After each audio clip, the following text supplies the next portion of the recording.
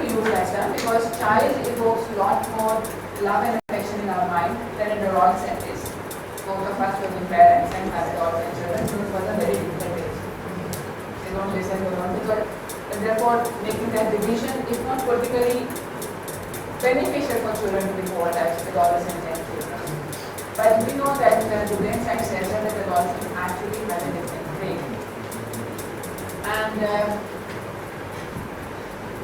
there are three very important significant changes which happen in that time because the brain which allows us or which motivates us to take risky behavior, take sexual pleasure, and do things which will give us a lot of happiness and kicks.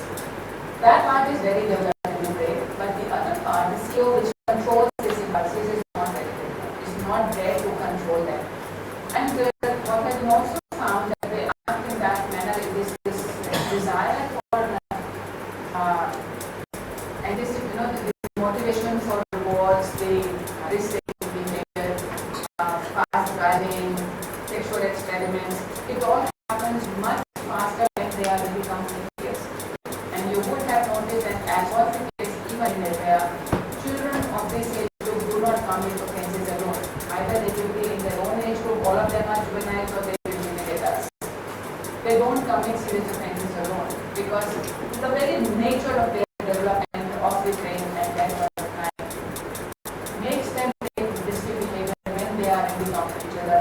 They dare each other, they make bets of all kinds and all kinds of things happen. And some of us can recollect our adolescence.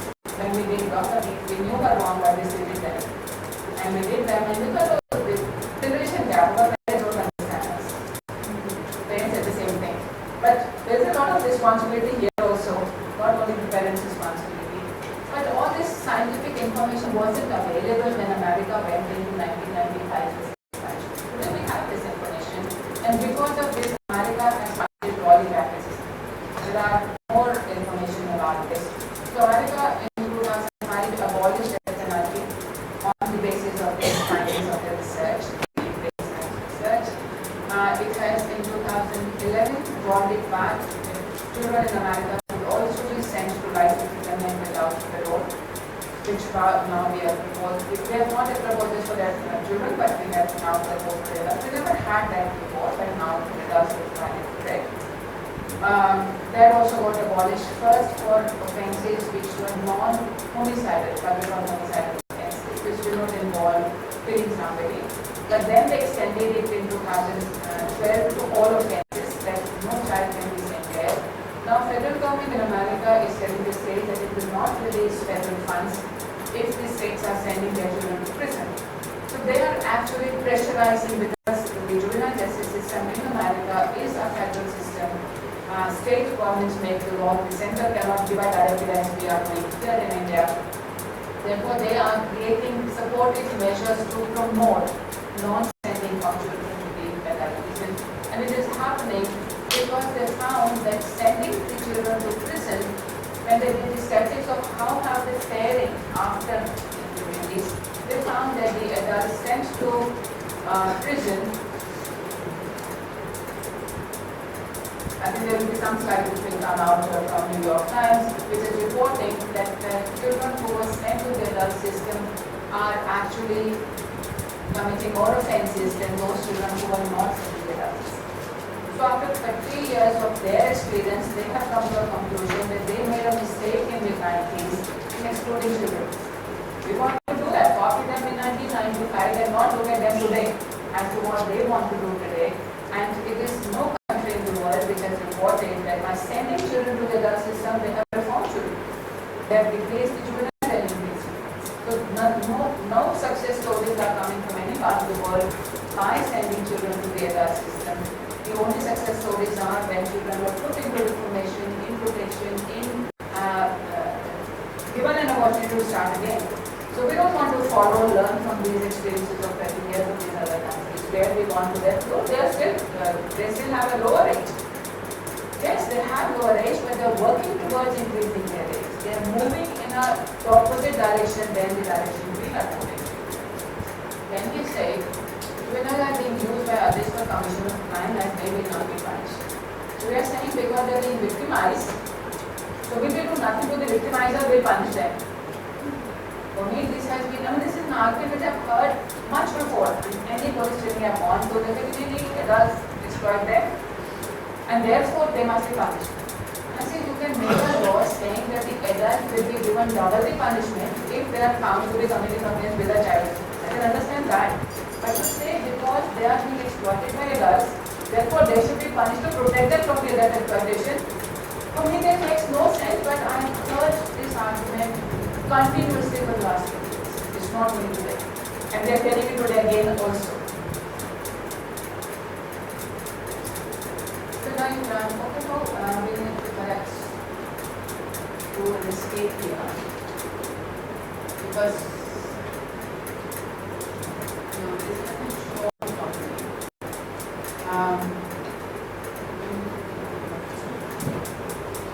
The same slide, but it should have shown you a percentage here. No, because this was a pie chart, so I can't see the pie. When they don't have small as that, but the percentage, what are they doing? 100.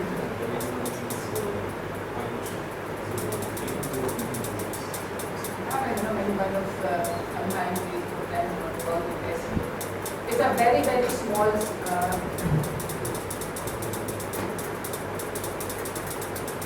there's a bridge being created that juvenile crime is on the rise. I wanted to show you as a pictorial presentation that it's such a thin slice of the total crime in India, but I remember my data that when you look at data, the rate of crime, I told you it is 3 in India. So out of the total number of children it is 3. When you look at contribution of offences by children to total crime in India, what do you think? How many children come in? If suppose there were 100 crimes in India, how many crimes are committed by children? There's some estimate which is 3 out of 1 lakh. It has been very small, but how small is that? How small is the small that I'm talking about? 0.01%. Slightly more than that, 1.2. It started at we have got data from many number of years on juvenile delinquency, but because the rate has changed. But even today, it is 1.2 of the total crime in India. So 1.2 is the total crime by children, 40,000 are constituting only 1.2% of total crime, and merely 1,300 or so of them are in the age of 16 to 18 committing offences, serious offences like rape and murder. So out of 40 crore children and 1.2 billion population, we have about 1,300 children. To be really looking up, and these are not the category called heinous or the most rarest of the rare murder or the most epidemic form of rape. It is just any category of rape and murder. And so I skip this slide because these are not making much sense. So the percentage is useful. But when you look at the educational and the economic background, what we find is that the majority of the children, again I'm sorry that we can't see this slide here properly, the largest number of children who are found to be committing offences are children who have done the primary and are out of the school. They can continue, and dropping out of the school with little education has contributed heavily. When we did not have this 100% involvement-free and primary education, our uneducated group used to be the largest chunk in this. That would be at least involvement of 100%, dropout is not still much out. So that's the largest chunk, and it is the lowest economic strata. It is not that children from other strata are not committing offences, but they are not getting picked up. These are the really poor and the school dropouts which are getting into this net of the juvenile justice. These are the children who will be sent to the legal system very from there. Not our children, even if they commit the most heinous offense. Because we have lots of resources. The children we are actually going to deal with would not have any other resources. So, increase in rape cases in 2013 over 2012 have been 60% for young offenders, for children. That's a very, very high increase. We must be worried about it. But then we look at the report by Hindu and we find that 45% of them are love affairs. Adolescents who are having a love affair and are into relationships. And this has happened because the law changed. Law changed in two respects from 2002 to 2013. One is POCSO, Protection of Children Against Sexual Offences Act. Before POCSO, the age of consent for sexual intercourse was 16. It was raised to 18 by POCSO. So if a girl of 17 was having an affair and the parents did not like it, the parents would file a complaint of kidnapping but not of rape. But after POCSO, they filed both the complaints of rape and kidnapping. Because in case of kidnapping, the age was 18 under IPC, but the age for sexual intercourse was 16. With POCSO, it all became 18, and therefore 45% of these cases are falling that category, where it's usually the parents of the girls who are filing these complaints of rape, and the statistic shows rape because now the definition of rape is. So that's one difference which has happened. The other difference has happened in the definition of rape itself also. Previously, it was only penile, vaginal intercourse, which was in the category of rape. A man having penetrated the vagina of the woman with a penis only was the category which was rape. But today it is object, it is anal, it is body parts other than penis, finger rape. All these categories, a huge range of categories are included within the definition, right? And in case of children, it is gender neutral. In case of adults, it remains gender that it is only the man who does penetration of the women or orifices in different manners. That is the only difference. But in case of children, it can be man to man, boy to boy, boy to girl, girl to girl. Any of these categories will fall, and therefore, the 60% increase is a lot more attributable to the violation of the net of the law rather than necessarily the incidents. And certainly with the organization, Delhi is on the very, very high rise on these offences. And any judicial training I go to, there is primary concern is love cases. How to handle love cases? Because previously, in the love cases, they were using the clause in IPC which says less than the mandatory minimum of 7 years to be given for special reasons. So the consent in those cases also did not matter below the age of 16. But today there is no exception. So if there is a love affair and the boy was 19, the man was 19 and the girl was 17, this man has to go for a minimum 7 years of imprisonment. And if it is repeated in the law, he goes for minimum 10 years of imprisonment. There is a lot more discretion in the matter. So certainly we need to understand that this whole, even the data which is showing us an increase, the reasons for it are also somewhere, some other factors have contributed to the increase. And not because children have gone berserk and started molesting every girl on the road and every child on the road is a threat to us. Then when the child on the road, look at how the reports are going to reach you. They've heard of e-rickshaw meanness for a long time. Before this final law, when this child in the lap of a woman fell into the boiling pit, the whole story came out. Remember the story, how was this particular incident presented? That it was a juvenile who was driving this rickshaw and he had been out on bail for an offense. In how many other e-rickshaw incidents you found the history of the person being there? Driving the e-rickshaw at that time was nothing illegal. So whatever he was doing was nothing illegal. He was not violating the conditions of his bail. And therefore all this information was only thrown into the media to create this whole panic that look, children are released on bail, then they keep on committing more harm. We do not blame the roads for being smooth. Why about this milk-boiling committed on the footpath? All these questions are not raised. The focus is on the juvenile driving that we show. And this keeps on happening, doing whitewashing in our minds. So America, some figures are there which I've already quoted, so I can very quickly go on to the next slide. So we have 10 to 17 years and it peaks of 8,476 in 1996, and this is the delinquency rate which is the Biden delinquency rate. General delinquency was 1400 plus. And even the existing existing crime rate of more than 500 despite the exclusion of as young as 13. They are in any case going for change of this approach of legalization. This is the New York Times report that I was referring to.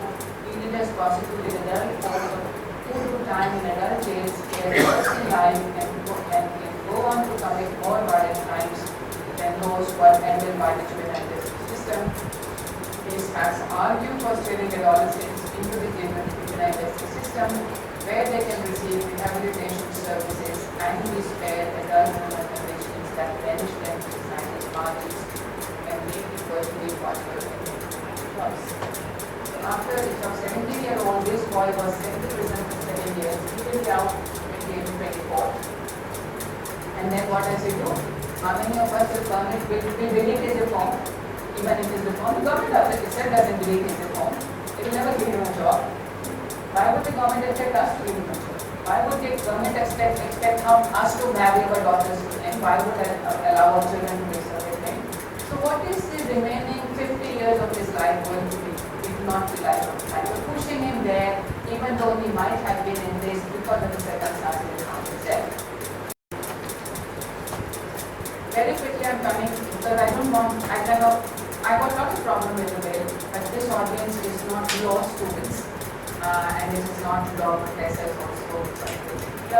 And therefore I will very quickly point out on the drafting category also, so many mistakes. Drafting, mistakes can be taken care of, but I think the policy shift which has happened is the more pushing one, and that's why I wanted to spend more time on challenging ourselves to find out whether what newspapers are making us believe is the correct belief and ask for. We have now the new bill has this principle of innocence, presumption of innocence. And I'm quite sure some of you would know that presumption of innocence has always meant that you are presumed to be innocent till proved guilty. But that's not the principle of innocence under this law. This law says that there is a presumption of innocence of malafide or wrongful intention till the age of 18 years. And in criminal law, the criminal liability cannot be imposed on a person if this person does not have the capacity of wrongful intention. And therefore, the whole judgment position goes out. And this is in complete contrast to what they are saying in subsequent provisions. So, government doesn't know what it is doing. One section of the law says, now we have raised the criminal responsibility age to 18 by this presumption of innocence provision. While IPC still says 7 and 12. So, one section they say no punishments whatsoever because if they do not have the criminal capacity to have criminal intentions, certainly they cannot be convicted of criminal offense. And then it goes on to exclude children from the system. Then we have violation of Article 20, fundamental rights also suspended. We are in such a dire state of emergency that procedures need not be followed, fundamental need not be respected, fundamental right need not be respected. There is one of this provision which says that if on the date of arrest, the person is above the age of 20 and is arrested for an offence which he has committed before the age of 18. It will be presumed by this provision that he was an adult, this offence has been committed by an adult. We have Article 20 which says that no person can be given punishment more than the one which is applicable on the date of offence. So what we are saying now is that you have a duty to surrender before the court if you are suspect. If you do not surrender and police reaches you after 3 years or 4 years, then you will be dealt with as an adult offender. It is like saying that, okay, if any one of us adults commit an offence today, and for 3 years we do not surrender or we are not found by the police, we will be given double the punishment to us. So we are getting our duty to surrender, which has never been part of criminal law, on part of every suspect and accused. And if surgery is valid violation of Article 20, it is also in violation of a very long thought of judicial decisions. Right from 1983, we have been deliberating this before the Supreme Court, and constitutional benches twice have said this. 5-judge bench of the Supreme Court have said that Article 20 will be violated if you say that, because in our data, this is what 2-judge bench of the Supreme Court said, that age on the date of production will determine applicability. that has been set aside by a high level and saying it is unconstitutional. Let's say going ahead with it. And a corrigendum has been issued after the basic was saying equity perspective. It can be of any use only if Article 20 is amended. Without amending Article 20 to make this law, because Article 20 is categorical that in punishment applicable on the date of offence. So whatever is the legal order applicable on that day. So if there are two children who commit offence, one is arrested on that same day, it will go through the juvenile justice system, the other has to go also.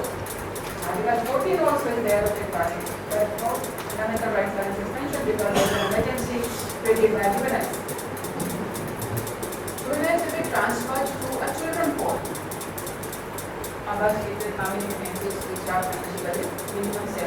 Some of them may be under, not everyone, and judge will take their decision. Now, children court seems like a very nice court. It's for children, but it is not for children. It's for children, for juvenile justice board. In the initial era was for children. It was for children committing offences, children in need of care. But today, this children court is dealing with adults who have committed offences against children. And the policy of the law is that any adult who commits an offence against children should be punished more harshly. Session court has got an equal responsibility to punish as well as reform by punishing. So therefore they can release people on probation, they can give sentences which are useful for their information. But these courts are geared towards giving mandatory minimum sentences, harsh punishments. So these are the courts. It is not only children's court but also the POCSO court, also there is a session court having jurisdiction. So if it is a simple murder case, if a child has committed offence, has killed an adult, for example, then it is an ordinary session court which may be dealing with that child.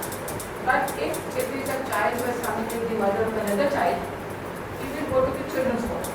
And children's court is dealing with is trained to give harsh punishments. So we do not want to not only they are sent to the adult system, but the whole reformation system in the adult system is also suitable for them. So we do not know, I do not understand why we are doing what we are doing on the basis of what are we doing. The procedural difference I wanted to mention was the procedural emergency. Pre-legislative consultation policy of Government of India decided in January 2014 says that if a legislation is making a policy change, that should be put for public consultation for minimum 30 days. This bill was put on consultation for 15 days. Our demand for more time wasn't given. No, 15 days, we have emergency. Then, government is also the ministry concerned, and if you say the ministry is, which ministry is in the Ministry of Women and Child Development. It is supposed to be protecting both these sectors, but it is now projecting one sector against the other.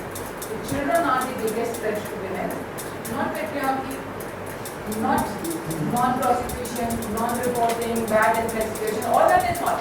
What affects these women is children. So there is a conflict of interest within the ministry itself. How can the ministry, which is to provide protection to children, be punishing them at the cost of this other sector they are supposed to provide? Article 15.3 in the Constitution says special protective laws can be made for women and children. And I had looked upon the different ways. There's no reference whatsoever to children, and making special laws for children are not merely barred by Article 15 also.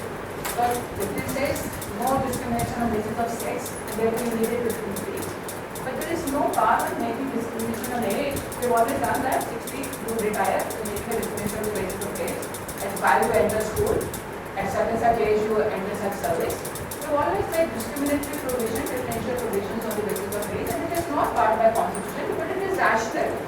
Even so, children suddenly came in there because they always considered children as integral component of being women as well, like content.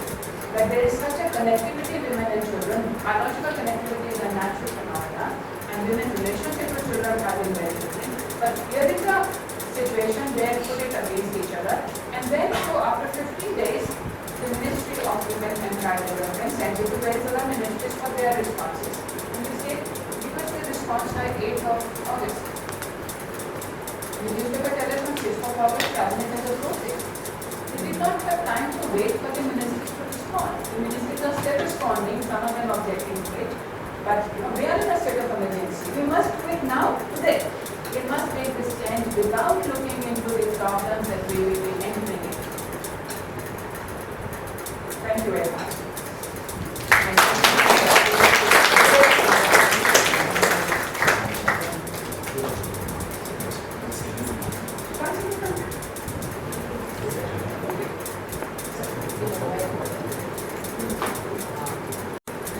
Thank you, Ved, for such a stunning and presentation, which I'm sure has raised many questions, comments. The floor is open for discussion. We take 2 or 3 questions at a time.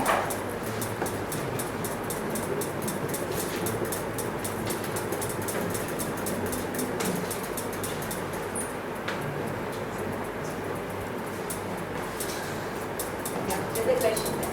Ma'am,